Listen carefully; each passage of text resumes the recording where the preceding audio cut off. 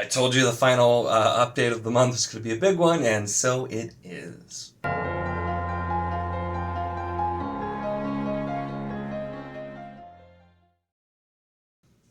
Hello and welcome to my channel.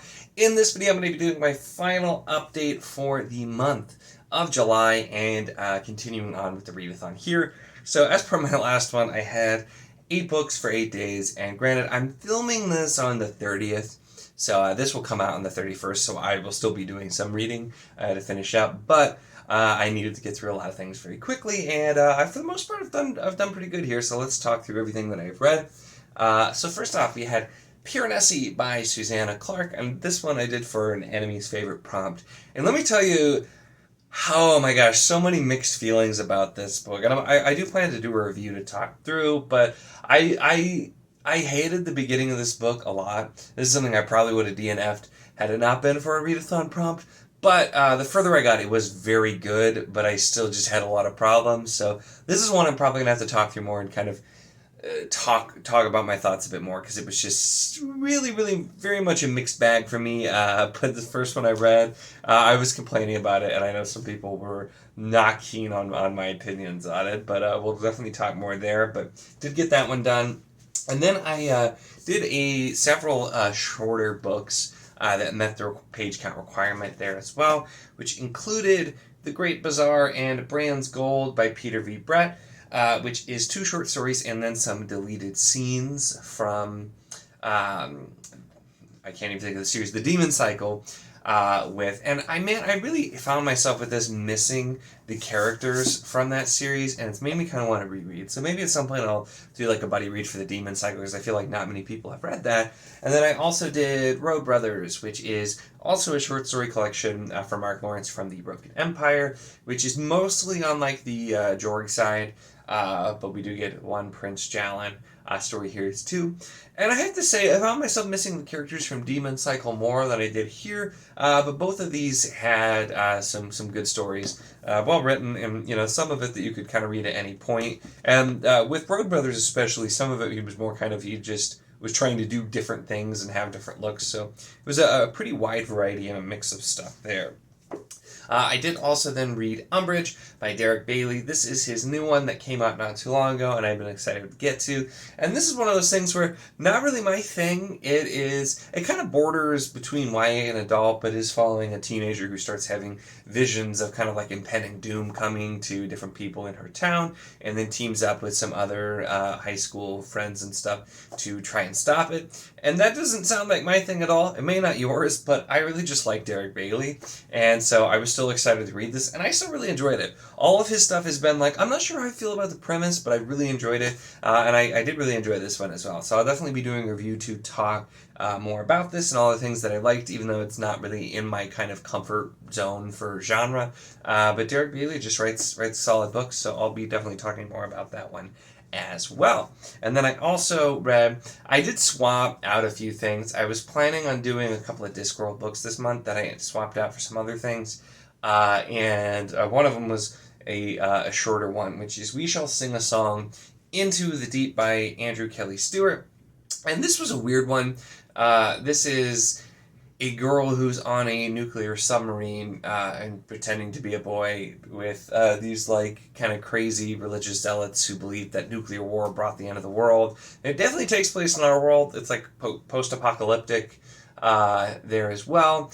And it was really well written, and there were some things I liked about it, but there were also just a few things I wasn't a huge fan of. So I'm kind of mixed on this one too. I don't know yet if I'm going to do a full review on it or not, but it's another one I was kind of mixed on, but it was really easy to get through too as well. So I got through really quick. It was interesting. It did hold my interest. I just had some mixed feelings about that one too. So we had some mixes, but I was going for the short stuff, and so it still accomplished what I wanted it to accomplish. And then I finished Destiny's Conflict. I was mostly doing audio for this. That's why I was getting through physical reading all these other shorter books, trying to get those done. And oh my gosh, the end of this book. I just, I've absolutely loved every minute of Wars of Light and Shadow. I absolutely cannot wait for the last book. This one actually has a really good ending to this. This is the second book in this arc, Arc 4, which is sort of canon.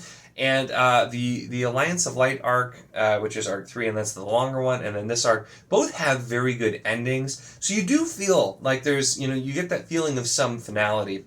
You really are finishing an arc, but there's still, of course, a ton to happen, and I just cannot wait to see what Jenny does with it. I am so excited to read the last book here. I'm already tempted to reread, but I definitely don't have time to do that. So we'll just have to see how it goes. And then we have the last two books that I'm still currently working on. It's because I hate myself, apparently, we'll get to. But we have A Drowned Kingdom by P.L. Stewart, and this is one I've meant to get to for a long time. I ended up swapping this in to use this for, apologize for not getting to it sooner, because I've meant to get to this for months. And I'm over halfway through at this point. I've been doing a mix of physical and audio, because I finished my Wars of Light Shadow book on audio, and I actually had a credit that I'd used in the past for this, because I was planning to get to it and just didn't. So I've been doing a mix here for it. And this book's, it's like 400 pages, so not super short. But instead of doing another short book, I also decided to start Lord of a Shattered Land, which is an art copy I have, and this comes out the 1st. So I really would like to finish it by the 1st, although I'm going to have to see if I can get through the rest tomorrow, because I got a lot more left of this. This one's closer to 500 pages, and I am 177 pages in, so I've got 300 plus pages left of this bad boy. And so, wasn't the greatest decision, and this one, I don't know if I'm actually going to make it. I'm going to definitely try and make sure I at least finish A Drowned Kingdom before the deadline for Readathon, but I might have trouble finishing both, so we will see.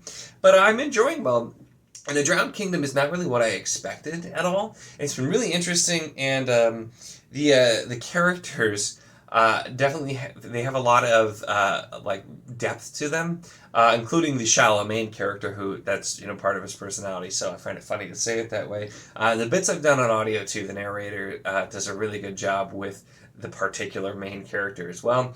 But this is I knew this was supposed to be kind of a slow burn political thing, and it definitely is. But it's the way the story is told is really interesting, and so I've been really curious to see how this goes. It's not the kind of main character I would have expected either, kind of like a petulant main character who is just trying to be super important, and so I wasn't really fully sure what to expect. Enjoying it so far, but I'm really curious to see where this goes, because this has been super different. I like to go on with no real expectations, so that I just can find out what a story is. But so really, really enjoying that one so far. And then Lord of the Shattered Land, I am also really enjoying. This one is also not what I expected. It is extremely sword and sorcery, which I did expect, and I assume you would expect from the cover. But this one, every chapter feels almost like its own short story. And there very much is an overarching plot, but at the same time, it's each chapter. It's kind of like we're starting a new little short story, almost like a TV show where you're starting a new episode. We're doing something else, and so this has been just moving by at just an unreal pace. There is no fluff. We're only on the page reading something if something is directly happening.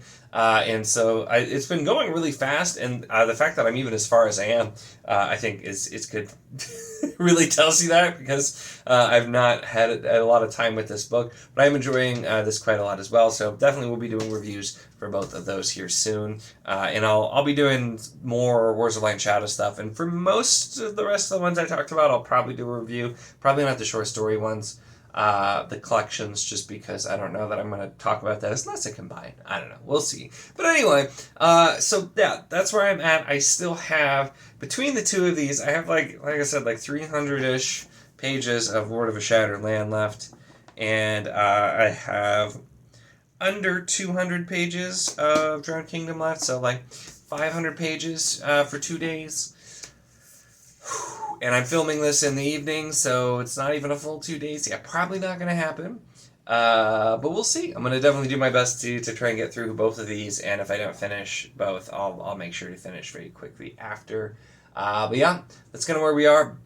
The short books were a great choice. The long books at the end, not so much a great choice, but they're ones I really wanted to get to, so I just decided to go for it anyway. I think the day after this comes out is when the final updates are going to come through for the Battle of the Band readathon, so I have to hope that Team Nirvana comes through and pulls out a win. We've definitely been an underdog playing from behind, but we'll find out tomorrow, I guess, if you're watching this the day it comes out, how it all turned out. That's it for this one, though. Make sure to give the video a like if you enjoyed it. Check the link in the description, as always, for the Wizardly Do It Discord if you want to chat books, whether these books, other books, any books, really anything at all. It's a lot of fun, and we'd love to have you. And, of course, if you enjoy my content, make sure to subscribe.